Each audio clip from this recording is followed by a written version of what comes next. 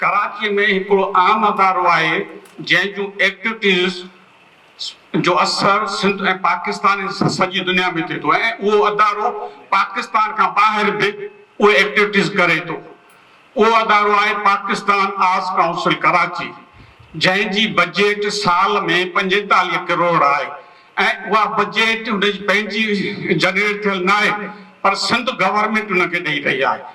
उहो अदारो 17 सालनि खां आलमी उर्दू कॉन्फ्रेंस घुराए रहियो आहे ऐं मां फेसबुक ते जेके मूंसां दोस्त एड हूंदा 3 सालनि खां मुसलसिल मां इहा मुहिम हलाईंदो आहियां त आलमी सिंधी कॉन्फ्रेंस छो न थी वञे।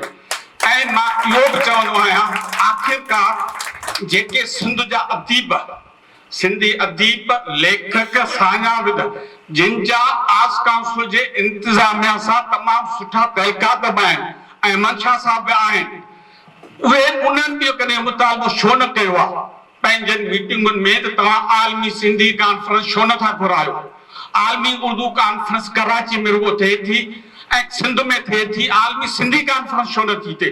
तंहिं करे मां हिन प्लेटफॉर्म तां सिंध जे सभिनी साञावंदनि खे रिक्वेस्ट कंदुसि त उहे पाकिस्तान आर्ट्स काउंसिल खां मुतालबो कनि तो आलमी सिंधी कॉन्फ्रेंस घुराइनि। डॉक्टर अयूब शेख मक़बूल हालीकोट हाणे प्रोग्राम में ऐलान कयो त असां हिन सां घुराईंदासीं, पर हिन सां घुराइण जो बि हिननि खे कोई इरादो कोन्हे, उहो मेरे ॾको ॾेई हलियो वियो।